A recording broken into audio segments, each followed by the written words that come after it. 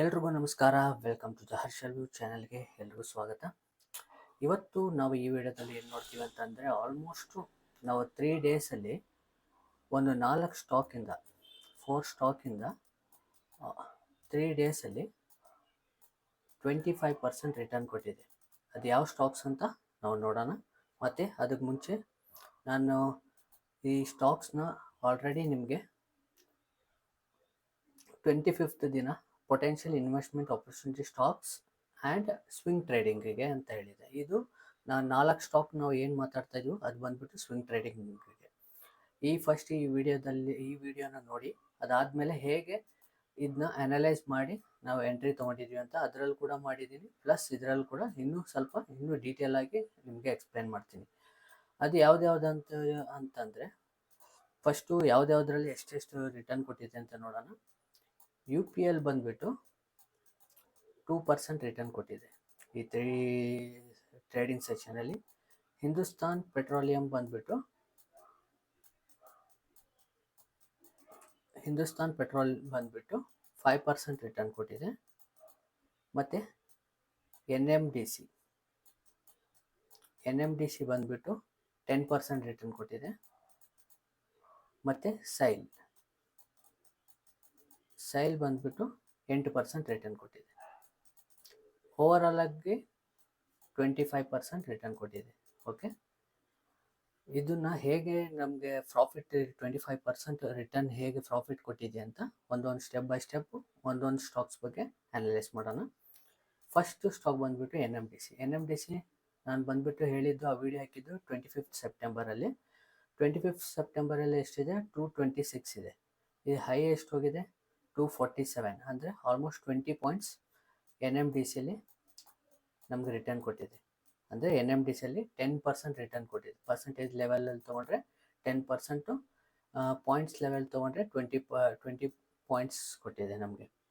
Okay, ಇದಲ್ಲದೆ ಆ ವಿಡಿಯೋದಲ್ಲಿ ಇನ್ನೂ ಕೆಲವೊಂದು ಹೇಳಿದ್ದೀನಿ, ಅದೆಲ್ಲ ಇದು ಕೂಡ ಮೂಮೆಂಟ್ ಸ್ಟಾಕೆ. ಬಟ್ ಇವಾಗ ಫ್ರೆಶ್ ಎಂಟ್ರಿ ಇದೆಯಾ ಅಂತಂದರೆ ಫ್ರೆಶ್ ಎಂಟ್ರಿ ಯಾವುದೂ ಇಲ್ಲ. ಫ್ರೆಶ್ ಎಂಟ್ರಿ ಅಲ್ಲ, ಮತ್ತೆ ರಿವರ್ಸಲ್ ಬಂದು ರೀಟ್ರೇಸ್ಮೆಂಟ್ ಆದಮೇಲೆ ನಾವು ಎಂಟ್ರಿ ತೊಗೊಳಂಗಿದ್ರೆ ತೊಗೋಬೋದು.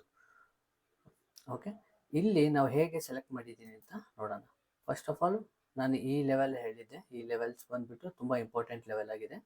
ಈ ಲೆವೆಲ್ ಇದೆಯಲ್ಲ, ಇಲ್ಲಿ ಬಂದುಬಿಟ್ಟು ಕ್ರಾಸ್ ಆಗಿದೆ. ಓಕೆ, ಈ ಲೆವೆಲು ಕ್ರಾಸ್ ಆಗಿದ್ಮೇಲೆ ಇಲ್ಲಿ ನಾವು ಎಂಟ್ರಿ ತೊಗೊಂಡು ಇನ್ನೂ ಫರ್ದರ್ ಮೂವ್ ಆಗ್ತಾಯಿದೆ. ಬಟ್ ಇಲ್ಲಿ ಒಂದು ಇಂಪಾರ್ಟೆಂಟ್ ರೆಸಿಸ್ಟೆನ್ಸ್ ಇರೋದ್ರಿಂದ ಇಲ್ಲಿ ಪ್ರಾಫಿಟ್ ಬುಕ್ ಮಾಡೋ ಥರ ಆಗಿದೆ. ಸ್ವಿಂಗ್ ಟ್ರೇಡಿಂಗ್ ಹೀಗೇನೆ, ನಾವು ಎಷ್ಟು ಬೇಗ ನಮಗೆ 1:3 ಆ ಥರ ರಿಟರ್ನ್ ಬಂದಿದ ತಕ್ಷಣ ಇಮಿಡಿಯೇಟಾಗಿ ನಾವು ಆಚೆ ಬರಬೇಕಾಗುತ್ತೆ, ಇಲ್ಲಾಂದರೆ ಟ್ರೇಲ್ ಮಾಡ್ಕೊಂಡು ಹೋಗ್ಬೋದು. ಈ ರೀತಿ ಒಂದೊಂದು ಬಿಲೋ ಸ್ಟಾಪ್ ಲಾಸ್ ಇಟ್ಬಿಟ್ಟು ಟ್ರೇಲ್ ಮಾಡ್ಕೊಂಡು ಹೋಗ್ಬೋದು. ಎಲ್ಲಿವರೆಗೂ ಹೋಗ್ಬೋದು ಅಲ್ಲಿವರೆಗೂ ನಾವು ಟ್ರೇಲ್ ಮಾಡ್ಬೋದು. ಈ 2 ಥರದ್ದು ನಾವು ಇದರಲ್ಲಿ ಟ್ರೇಡ್ ಮಾಡ್ಬೋದು. ಫಸ್ಟು ಇದರಲ್ಲಿ ನಾವು ಹೇಗೆ ತೊಗೊಂಡ್ವಿ ಅದು, ಮತ್ತು ಪ್ಲಸ್ ಇನ್ನು ನಾವು ಟ್ರೆಂಡ್ ಲೈನ್ ಹಾಕಿ ನೋಡಿ. ಇಲ್ಲಿ ಟ್ರೆಂಡ್ ಲೈನ್ ಹಾಕಿದಾಗ ಏನಾಗುತ್ತೆ ಇಲ್ಲಿ ನೋಡ್ಬೋದು ನೀವು, ಇದು ಕ್ರಾಸ್ ಆಗಿದೆ. ಪ್ಲಸ್ ಇದು ಕೂಡ ರೀಟ್ರೇಸ್ಮೆಂಟ್ ಆಗಿದೆ. ಬಟ್ ನಾವು ರೀಟ್ರೇಸ್ಮೆಂಟಲ್ಲಿ ಟ್ರೇಡ್ ಮಾಡಿಲ್ಲ. ಇದು ಕ್ರಾಸ್ ಆಗಿದ ತಕ್ಷಣ ಇಮಿಡಿಯೇಟಾಗಿ ನಾವು ಎಂಟ್ರಿ ತೊಗೊಂಡ್ವಿ. ಇದು ಕೂಡ ಈ ಲೆವೆಲ್ ಕೂಡ ತುಂಬ ಇಂಪಾರ್ಟೆಂಟ್ ಆಗುತ್ತೆ. ಓಕೆ, ಇಲ್ಲಿ ನಾನು ತೋರಿಸ್ತೀನಿ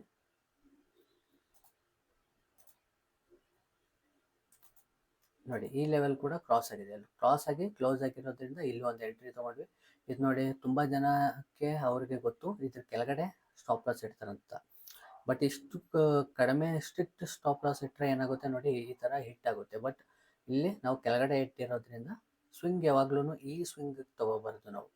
ಇನ್ನು ಅಂದರೆ ಡೈಲಿ ಕ್ಯಾಂಡಲ್ ಲೋ ಅಂದರೆ ಅದು ಬೇಸ್ಡ್ ಆನ್ ಇನ್ನೂ ಫರ್ದರ್ ಕ್ಯಾಲ್ಕುಲೇಷನ್ ಇದೆ. ಅದ್ರ ಬಗ್ಗೆ ಇನ್ನು ಫರ್ದರ್ ವಿಡಿಯೋದಲ್ಲಿ ನಾನು ಹೇಳ್ತೀನಿ. ಈ ರೀತಿ ನಾವು ಎಂಟ್ರಿ ತೊಗೊಂಡ್ವಿ. ಈ ಎಂಟ್ರಿ ತೊಗೊಂಡಿದ ತಕ್ಷಣ ಇಲ್ಲಿಂದ 20 ಪಾಯಿಂಟ್ಸ್ ನಮಗೆ ಇದರಲ್ಲಿ ರಿಟರ್ನ್ ಕೊಟ್ಟಿದೆ. ಪರ್ಸೆಂಟೇಜ್ ತೊಗೊಂಡ್ರೆ 10% ಆಗಿದೆ. ಓಕೆ, ಇದರಲ್ಲಿ ನೆಕ್ಸ್ಟ್ ಸ್ಟಾಕ್ ನೋಡೋಣ. ನೆಕ್ಸ್ಟ್ ಸ್ಟಾಕ್ ಬಂದ್ಬಿಟ್ಟು ಸೈಲ್ ನೋಡ್ಬೋದು. ಸೈಲ್ ಕೂಡ ನಾವು ಈ ರೇಂಜಲ್ಲಿ ತೊಗೊಂಡಿದ್ವಿ. ಈ ರೇಂಜಲ್ಲಿ ನಾವು ಇದನ್ನು ತೊಗೊಂಡ್ರೆ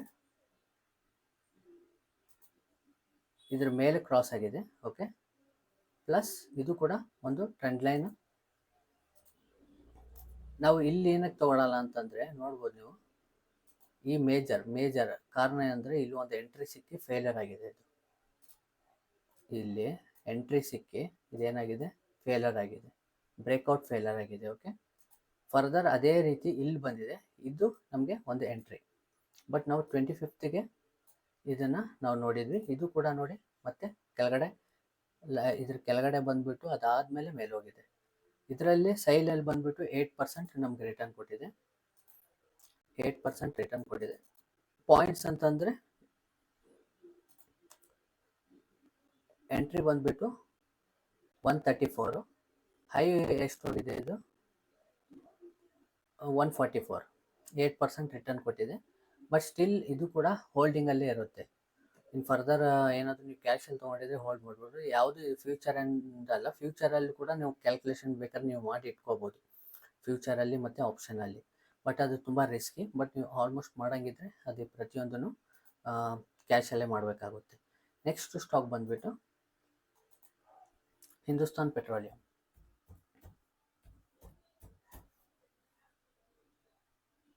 ಹಿಂದೂಸ್ತಾನ್ ಪೆಟ್ರೋಲಿಯಂ ಕಾರ್ಪೊರೇಷನ್ಸ್, ಇದು ಕೂಡ ನಾವು 25ಗೆ ಇಲ್ಲಿ ಎಂಟ್ರಿ ಹೇಳಿದ್ವಿ. ಇಲ್ಲಿ ಮೇಜರಾಗಿ ನಾವು ನೋಡ್ಬೇಕಂತಂದರೆ ಈ ಲೆವೆಲು ಕ್ರಾಸ್ ಆಗಿದೆ. ಓಕೆ, ಈ ಲೆವೆಲ್ ಕ್ರಾಸ್ ಆಗಿ ಇದ್ದ ತಕ್ಷಣ ನಾವು ಎಂಟ್ರಿ ನೋಡಿ, ಇದು ಫರ್ದರ್ ಮೂವ್ ಆಗಿದೆ. ಫಸ್ಟ್ ಟಾರ್ಗೆಟ್ ನಮ್ದು ಇಲ್ಲಿ ಬರುತ್ತೆ ಅಲ್ವಾ. ಇದು ಕೂಡ ಅಷ್ಟೇ, ಟ್ರೈಲ್ ಮಾಡ್ಬೋದು, ಇಲ್ಲಾಂದರೆ ಪ್ರಾಫಿಟ್ ಬುಕ್ ಮಾಡ್ಕೋಬೋದು. ಇದರಲ್ಲಿ ಬಂದುಬಿಟ್ಟು 5% ರಿಟರ್ನ್ ಕೊಟ್ಟಿದೆ. ನಾವು ಎಂಟ್ರಿ ಈ ರೇಂಜಲ್ಲಿ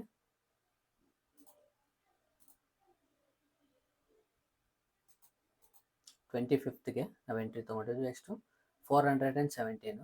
ಇದು ಹೈ ಎಷ್ಟು ಮಾಡಿದೆ 446, ಅಂದರೆ 26, 36, 46, 30 ಪಾಯಿಂಟ್ಸ್ ಕೊಟ್ಟಿದೆ. ಇದರಲ್ಲಿ 30 ಪಾಯಿಂಟ್ಸ್ ಕೊಟ್ಟಿದೆ. ಓಕೆ, 30 ಪಾಯಿಂಟ್ಸ್ ಇದರಲ್ಲಿ ನಮಗೆ ಕೊಟ್ಟಿದೆ ಕ್ಯಾಶಲ್ಲಿ. ಇದು spot chart, Hindustan petroleum corporation spot chart ಇದು ಗೊತ್ತಲ್ಲ. ಸ್ಪಾಟ್ ಚಾರ್ಜ್ ಅಂತಂದರೆ ಆ್ಯಕ್ಚುಲಿ ಪ್ರೈಸ್ ಇರೋ ಚಾರ್ಟ್ ಇದು. ಫ್ಯೂಚರ್ ಚಾರ್ಟ್ ಅಂತಂದರೆ ಇದರಲ್ಲಿ ಫ್ಯೂಚರ್ ಅಂತ ನಾವು ಕ್ಲಿಕ್ ಮಾಡಿದಾಗ ಫ್ಯೂಚರ್ ಅಂತ ಬರುತ್ತೆ. ಇದು ಕೂಡ ಸೇಮ್ ಥಿಂಗ್, ಎಂಟ್ರಿ ಇದು. ಓಕೆ, ಮತ್ತು ಅದಿಲ್ಲದೆ ಇಲ್ಲಿ ಬಂದುಬಿಟ್ಟು ಟ್ರೆಂಡ್ ಲೈನ್ ಹಾಕಿದಾಗ ನೀವು ನೋಡ್ಬೋದು, ಈ ರೇಂಜಿಗೆ ಬಂದಾಗ ಟ್ರೆಂಡ್ ಲೈನ್ ಮೇಲೇ ಇದೆ, ಪ್ಲಸ್ ಅಸೆಂಡಿಂಗ್ ಟ್ರಯಾಂಗಲ್ ಥರ ಇದು. ಈ ರೀತಿ ಬಂದು ಇದು ಅಸೆಂಡಿಂಗ್ ಟ್ರಯಾಂಗಲ್ ಅಂತೀವಿ. ಒಂದು ವೇಳೆ ಈ ರೀತಿ ಬಂದು ಕೆಳಗಡೆ ಹಿಂಗೆ ಬಂದರೆ ಇದು ಡಿಸೆಂಡಿಂಗ್ ಟ್ರಯಾಂಗಲ್ ಅಂತೀವಿ. ಗೊತ್ತಲ್ಲ, ತುಂಬ ಜನಕ್ಕೆ ಗೊತ್ತು. ಇದು ಅಸೆಂಡಿಂಗ್ ಇದ್ದಾಗ ಅಪ್ ಟ್ರೆಂಡ್ ಇದೆ ಅಂತ, ಈ ರೀತಿ ಬಂದಾಗ ಡೌನ್ ಟ್ರೆಂಡ್ ಇದೆ ಅಂತ.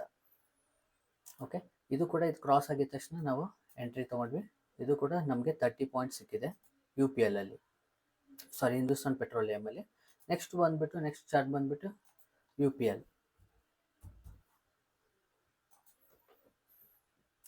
ಕೂಡ ನಾವು ಇಲ್ಲಿ ಎಂಟ್ರಿ ತೊಗೊಂಡ್ವಿ.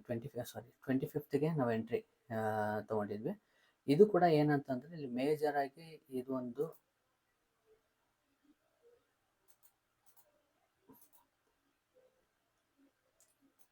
ನೋಡ್ಬೋದು, ಈ ಎರಡು ಇದೆಯಲ್ಲ, ಇದು ಒಂದು ಬಫರ್ ಝೋನ್ ಅಂತೀವಿ. ಈ ಬಫರ್ ಝೋನ್ ಆ್ಯಕ್ಚುಲಿ ಎಂಟ್ರಿ ನಮಗೆ ಇಲ್ಲಿಗೆ ಸಿಗಬೇಕಾಗಿತ್ತು, ಬಟ್ ನಾವು ನೋಡಿರಲಿಲ್ಲ. ಇಲ್ಲಿ 25ಗೆ ಎಂಟ್ರಿ ತೊಗೊಂಡಿದ್ವಿ. ಎಷ್ಟಿದೆ ಪ್ರೈಸು, ಆಲ್ಮೋಸ್ಟ್ 600. ಹೈ ಎಷ್ಟು ಹೋಗಿದೆ, ಇದು 617 ಹೋಗಿದೆ, ಅಂದರೆ 17 ಪಾಯಿಂಟ್ಸ್ ಸಿಕ್ಕಿದೆ. ಇದರಲ್ಲಿ 17 ಪಾಯಿಂಟ್ಸ್ ಮೇಲೆ ಹೋಗಿದೆ.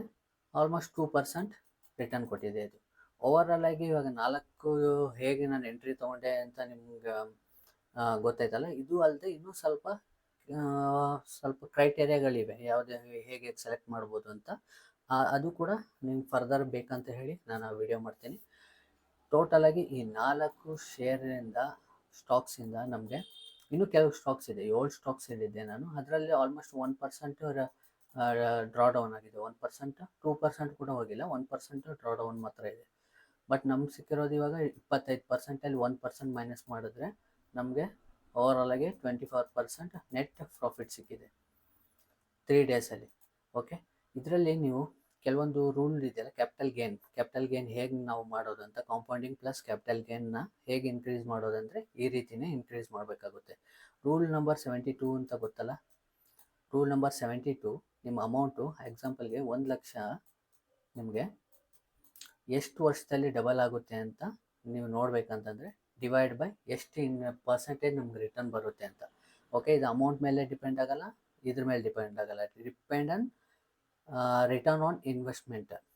ಓಕೆ, ರಿಟರ್ನ್ ಆನ್ ಇನ್ವೆಸ್ಟ್ಮೆಂಟ್ ಮೇಲೆ ಡಿಪೆಂಡ್ ಆಗುತ್ತೆ. ಎಕ್ಸಾಂಪಲ್ಗೆ 6% ನೀವು ತೊಗೊಂಡಾಗ ಎಷ್ಟಾಗುತ್ತೆ ಅಂತಂದರೆ ಈ ಕ್ಯಾಲ್ಕುಲೇಟರ್ ತೋರಿಸ್ತೀನಿ. ಇಲ್ಲಿ ಇವಾಗ 72 ಡಿವೈಡ್ ಬೈ 6% ಅಂತ ತೊಗೊಂಡ್ರೆ 12 ವರ್ಷದಲ್ಲಿ ಇದು ಡಬಲ್ ಆಗುತ್ತೆ. 1,00,000 ಅಂದರೆ ನಮಗೆ ವರ್ಷಕ್ಕೆ 6% ಮಾತ್ರ ರಿಟರ್ನ್ ಬರುತ್ತೆ ಅಂತ.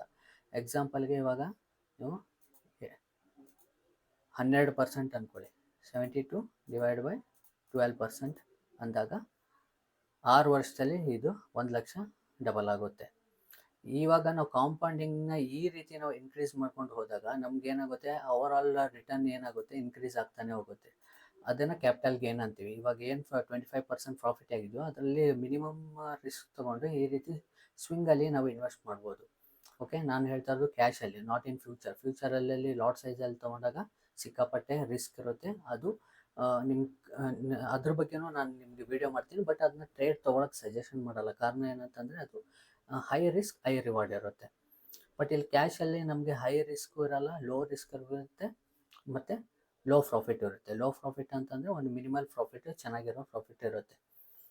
ಓಕೆ, ಈ ವಿಡಿಯೋ ಮೋಸ್ಟ್ಲಿ ನಿಮ್ಗೆ ಇಷ್ಟ ಆಗಿರುತ್ತೆ ಅಂದ್ಕೊಳ್ತೀನಿ. ಮತ್ತೆ ಫರ್ದರ್ ಇನ್ನೂ ಡೀಟೇಲ್ ಆಗಿ ಬೇಕಂತಂದರೆ ಈ ವಿಡಿಯೋದಲ್ಲಿ ಮತ್ತೆ ನಾನು ಕೆಲವೊಂದು ಅತಿ ಹೆಚ್ಚು ಲಾಭ ಕೊಡುವಂಥ ಸ್ಟಾಕ್ಗಳು ಇದೆ. ಮೂಮೆಂಟ್ ಸ್ಟಾಕು, ಇದರಲ್ಲೂ ಕೂಡ ಮೂಮೆಂಟ್ ಸ್ಟಾಕ್ಸ್ ಇದೆ. ಇವಾಗ ನಾನು ಹೇಳಿರೋದ್ರಲ್ಲಿ UPL ಆಗಲಿ, NMDC, ಹಿಂದೂ ಪೆಟ್ರೋಲ್, ಸೈಲು, ಇದರಲ್ಲಿ ಕೂಡ ಮೂಮೆಂಟ್ ಸ್ಟಾಕ್ ಇದೆ. ಬಟ್ ಅದು ಏನಂತಂದರೆ ಸ್ವಲ್ಪ ಫರ್ದರ್ ಅಪ್ಸೈಡ್ ಹೋಗಿರೋದ್ರಿಂದ ಮತ್ತೆ ರೀಟ್ರೇಸ್ಮೆಂಟಿಗೆ ಬಂದಾಗ ನಾವು ಮತ್ತೆ ಎಂಟ್ರಿ ಆಗ್ಬೋದು. ಇದು ಬಂದ್ಬಿಟ್ಟು ಸ್ಟಾಕ್ ಸಜೆಷನ್ ಅಲ್ಲ, ನಿಮಗೆ ಹೇಗೆ ನಾವು ಸ್ಟಾಕ್ನ ಸೆಲೆಕ್ಟ್ ಮಾಡಬೇಕು ಅಂತ ಹೇಳ್ಕೊಡೋದೇ ನನ್ನ ಉದ್ದೇಶ. ಮೇನ್ ಉದ್ದೇಶ ಅದೇ ಇರೋದ್ರಿಂದ ನಾನು ವಿಡಿಯೋ ಮಾಡ್ತಾ ಇರೋದು. ಹೋಪ್ ಈ ವಿಡಿಯೋ ನಿಮ್ಗೆ ಇಷ್ಟ ಆಗಿರುತ್ತೆ ಅಂದ್ಕೊಳ್ತೀನಿ. ಮತ್ತು ಫರ್ದರ್ ಇದೇ ರೀತಿ ಬೇರೆ ವಿಡಿಯೋದಲ್ಲಿ ನೋಡೋಣ. ಎಲ್ರಿಗೂ ಧನ್ಯವಾದಗಳು.